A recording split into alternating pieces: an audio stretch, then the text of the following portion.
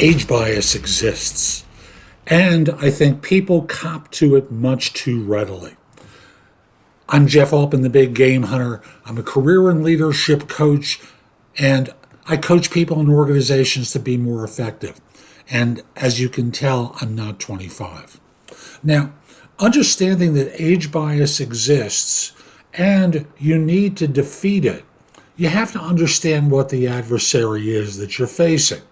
Now, the bias starts off really very simply. Older workers have no drive. They have difficulty working with younger managers. They don't want to learn new things. They're not open to change. They don't want to develop new skills, or, they're just going to get sick more often. This is what you're up against. And it's important that you do things to defeat the bias and the programmed messages that, frankly, you may have had when you were younger and you were interviewing older professionals. It's inculcated in the society, not just simply in the workforce, but in society in general. After all, how many commercials do you see for older professionals that don't involve retirement homes or illnesses or pills you should be taking? So here are a couple of things that you can do in order to be more effective. Number one is network to get more interviews. If you're applying for jobs, you're in that situation where you risk being exposed as older prematurely. With that, your resume should not really go back more than 10 years unless there is something specific and relevant to that period, to that particular position that you want to call attention to. So, for example, if you're a technologist and you haven't worked in banking, but you were a branch manager in an earlier date, you might simply include a sentence on page 2 that says prior experience included time as a branch manager where I was involved with, and that communicates your operations experience. The statistics are that you're going to get a better chance of getting a job through networking because you arrive with a halo around you. And in your resume, you need to make sure you're using the current terminology or verbiage for what you did instead of using acronyms from the antiquities that demonstrate your age. Get training.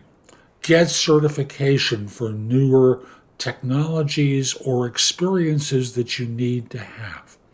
Get rid of the antiquities and age-proof your resume for anything older than 10 years, with the exception of what I mentioned a moment ago. On interviews, use the same terminology and language that you used in the resume. Don't revert to the old terms. Somewhere along the line, you can demonstrate or talk about how you enjoy learning from others. And that could show up in the interview where someone talks about what they're going to be doing and how they do it. And you might just simply ask, how did you come to that decision? And then affirm their decision in the course of the answer. And then continue by saying, when I worked over here, we did it this way. And I'm curious, had you considered that? And why didn't that work for you? Because remember, you don't work there. They've evaluated and assessed things, and you're not being critical. You can conclude by saying, very interesting. And thank you. I appreciate you explaining that. I can see how you came to that choice. That in my previous organization, they didn't. Lastly, it's all about the energy and the passion that you show. You got to show some joy. You got to show some juice. Now, for introverts, I'm not suggesting that you act as I'm doing right now, but what you can do is be curious and ask great questions and smile from time to time and connect with people. It's not that tough to do. Even for introverts, is to show interest and to make sure you demonstrate some of the things I've spoken about. Last thing I'm just going to mention for those of you who don't want to network, it's a mistake because statistically almost half of all positions are filled by introductions to people your network knows that you don't. I'm going to repeat that. Almost half of all positions are filled as a result of introductions to people your network knows who you don't. So you should network, but if you refuse to do it or you're just too inhibited to do it, I'm just going to remind you, when you apply for jobs, use the language and keywords of the job description in your resume. There's a tool called JobScan. I'll have a link to it in the show notes that you can use. In one column, you can put the job description, or better yet, the link, and the other one, your resume, and it's going to give you some feedback about how your resume and the job description match up. And if you're using the link, it will allow you to know what ATS is being used and some of the subtleties to it. So I hope you found this helpful. I'm Jeff Altman.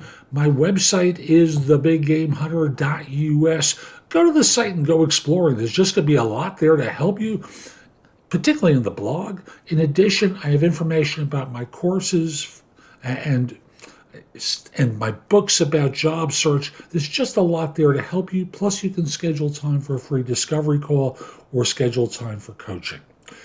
And if this isn't the time that you want to do that, put the address in your phone. This way you can come back to me at a later date when you think you might need some help. Again, thebiggamehunter.us. My name, Jeff Altman. And in the notes field on your phone, just put the phrase job search blog. This way you know what it's about. Lastly, connect with me on LinkedIn at linkedin.com/IN/The Big Game Hunter.